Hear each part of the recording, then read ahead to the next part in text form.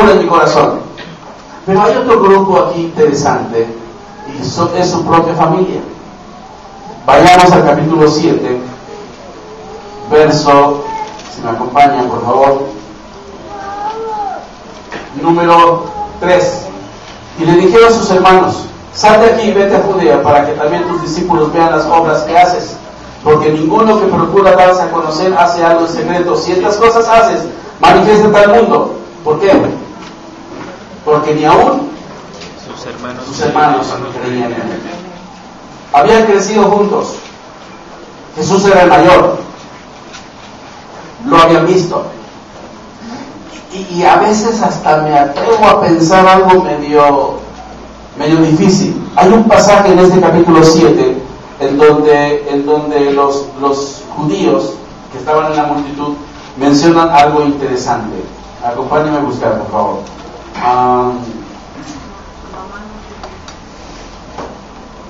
Dice...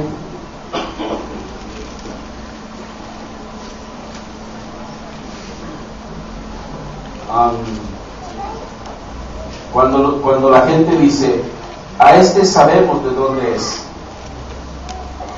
Versículo 27. Pero este sabemos de dónde es, mas cuando venga el Cristo, nadie sabrá de dónde sea. Este pasaje, de repente empecé a pensar: ¿quiénes pudieron haber dicho esto? En el contexto menciona algunos de Jerusalén. ¿No es este a quien buscan para matarle? No sé si eran algunos que habitaban en Jerusalén, o eran algunos que habían subido a la fiesta de Jerusalén a adorar. El punto aquí es: sus hermanos le conocían, sabían quién era, sabían obviamente cuál era el contexto de su vida, sabían que José era su padre adoptivo y María era su madre, lo sabían perfectamente. Y se había llevado una corriente en Israel en aquel entonces, interpretando mal dos pasajes de la Biblia, que es Isaías 53, 8, que dice que fue quitado y arrebatado de entre los vivientes, y Malaquías 3, 1, que dice que el Señor iba a entrar súbitamente ¿a dónde? A su templo. Entonces esos dos textos lo empezaron a manejar de tal forma que empezaron a decir: nadie sabrá de dónde es el Mesías, porque Él aparecerá súbitamente. Ahora, las Escrituras hablan de que sería del linaje de David, que nacería en Belén, y habían ciertos datos interesantes que los mismos sabios del Oriente, a más de 800 kilómetros de distancia, pudieron viajar desde Caldea hasta Palestina o hasta Canaán, buscando a quién? Buscando a Jesús. ¿Y quién pudo haber tenido más luz? ¿Los líderes de Israel que tenían las Escrituras? ¿O aquellos hombres del Oriente que probablemente eran discípulos de Daniel, o que fueron influenciados por Daniel en Babilonia y que dejaron aquel lugar buscando a la estrella de Números, del libro de Números 23, creo que es? ¿Quién tenía más luz escritural? Los fariseos, los líderes y los judíos. Pero en este caso ni sus propios hermanos. Sus hermanos, con un poco de ironía, le decían al Señor: manifiéstate en Judea, para que tus discípulos también vean tus obras. Hermanos, en el capítulo 6, ¿quién había abandonado a Jesús? ¿Quiénes? ¿Se acuerdan del capítulo 6? Coman de mí. Y los judíos decían: dura cosa es esta, ¿quién puede comer su carne? Y a partir de ese momento, ¿qué empezaron a hacer los discípulos de Galilea? Abandonarlo. Y según los últimos dos versículos del capítulo 6, la mayoría de sus discípulos de Galilea lo habían abandonado. Y aquí hay un poco de sarcasmo de los hermanos diciéndole: a ver, la mayoría de tus discípulos de Galilea te han abandonado, pero dices que tienes discípulos en Judea. ¿Por qué no vas a ellos? ¿Por qué no entras con toda la pompa, verdad? Con milagros muy maravillosos. ¿Por qué no te exhibes públicamente? Imagínense al Señor llegar así y que esto no pudo haber pasado porque Dios tiene el control del tiempo, pero Él no existe. Si lo hubieran tomado como rey, como el Mesías de Israel en ese momento, ¿quién pudo haber sido beneficiado con ello? Sus propias familias. ¿Por qué no vas y con mucha pompa te presentas en el templo? Ellos querían quizás la fama que podría haber venido si Jesucristo hubiera sido tomado como rey. Y saben una cosa, es quizás posible que haya personas que quieran cobijarse bajo la fama, bajo el reconocimiento del pueblo cristiano, querer disfrutar de los beneficios, pero aún así sus corazones están muy lejos de Dios. Dice la Escritura que sus hermanos no creían en Él, y sin embargo lo empujaba para que se manifestara públicamente allá, con obras portentosas. Hay incredulidad en el corazón de sus propios hermanos. Y sabemos por la tradición que al menos dos de sus hermanos muy reconocidos, que son Jacobo, Santiago y Judas, se convirtieron al Señor. Pero no se convirtieron porque vieron a Jesús entrando con pompa en Israel, en Jerusalén, sino se convirtieron después de que lo vieron morir en la cruz y resucitar al tercer día con poder. Y sus dos hermanos, Jacobo y Judas, lo reconocieron como su Señor. Sus propios hermanos. ¿Cuál es la concepción que usted tiene de Jesús? ¿Qué percibimos de Jesús? Pero no solamente vemos aquí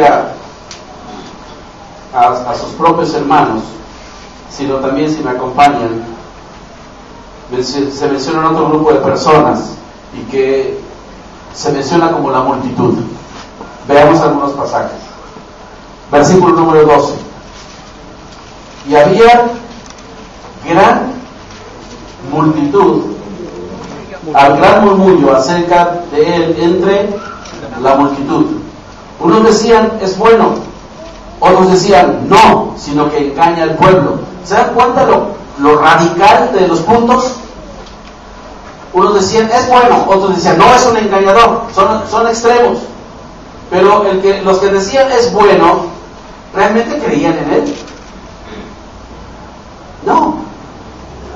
Él es moralmente bueno. Hay una historia de un fariseo que se presenta a Jesús y le dice, maestro, bueno. Y Jesús le responde, ¿por qué me llamas bueno? Solamente hay uno bueno, y ese es Dios. ¿Este fariseo creyó en Jesús? No. Así que decir, Él es bueno, es como decir hoy día, pues, ser cristiano es bueno, no creo que tenga nada de malo. ¿Qué tendrá de malo hacerse cristiano? Es una declaración de fe completamente superficial. No dice absolutamente nada. Pero el otro extremo dice, no, es engañador. Y yo les hago una pregunta. Esa opinión, si Jesús fuera un engañador, ¿qué merecía? La muerte. Yo no sé cuál es la opinión de la multitud. Sé que existe gente que pueda pensar, pues todo esto del cristianismo es bueno. Pero eso no quiere decir que esos corazones hayan entendido que Dios no solamente es moralmente bueno, divinamente bueno, Él es Dios, Él es Señor. Y cada quien necesita venir ante Él y reconocerlo en su corazón. Entregar su fe, su corazón y seguirle a Él. Ahora fíjense, otros decían algo interesante. Versículo del 14 al 20, nos podemos dar cuenta de que aquí hay una interacción. Aquí Jesús se para en el templo y empieza a enseñar. En el templo hay de alguna forma líderes judíos, pero también hay gente de la multitud. Y de repente Jesús hablando, contestan unos y contestan otros. Dice el versículo 14, mas a la mitad de la fiesta subió Jesús al templo y enseñaba, y se maravillaban los judíos diciendo, ¿cómo sabe este sin letra sin haber estudiado? Jesús le respondió y dijo, mi doctrina no es mía, sino de aquel que me envió. El que quiera hacer la voluntad de Dios conocerá si la doctrina es de Dios o si yo hablo por mi propia cuenta.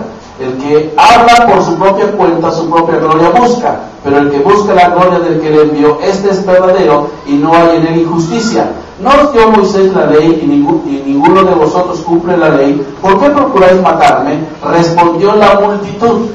No fueron los fariseos. Respondió la multitud, demonio tienes. ¿Quién procura matarte? ¿Quién pudo haber dicho esto de la multitud? Probablemente, acordémonos que era fiesta de los tabernáculos y había gente que habitaba en Jerusalén, pero también gente que venía de Galilea y también gente que venía de la diáspora, es decir, de aquellos lugares donde vivían y fueron expulsados miles de judíos. Probablemente venían de Asia, de Europa, de Creta, de diferentes lugares. Y eran peregrinos que llegaban a las fiestas. Y quizás uno de ellos no entendía ni podía percibir el corazón de los fariseos que querían matarlo. Y decía, demonio tienes. ¿Quién quiere matarte? ¿Quién quería matarlos? ¿Quién quería matarlos? ¿Quién quería matarlo? Los líderes. ¿Quién sabía que quería matarlo? ¿Quién lo sabía? Solo Jesús. Jesús lo sabía. Estos hombres ignoraban de que Jesús es soberano. Soberano sobre todas las cosas.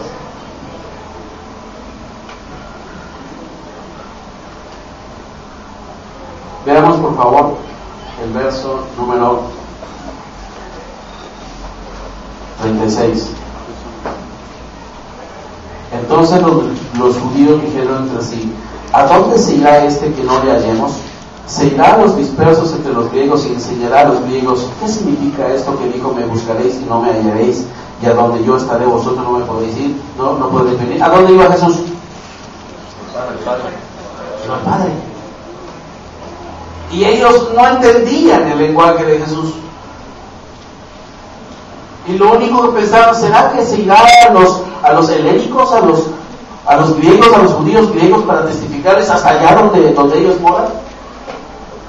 Ahora es interesante, hermanos, que los fariseos se creían muy estudiosos de la Escritura y se jactaban de quiénes eran sus rabinos. Y cuando decían de Jesús, ¿y de dónde aprendió o quién le enseñó todo esto? Y el Señor responde, ¿quién era su maestro? ¿Quién es su maestro, hermanos?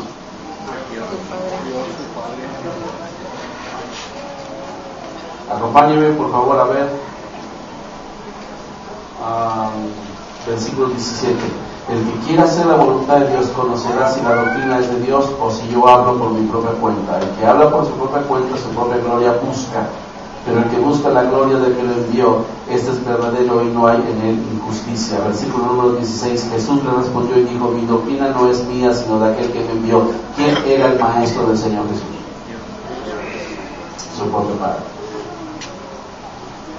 Ahora, ¿cómo sabe el ser humano si realmente Dios le está enseñando?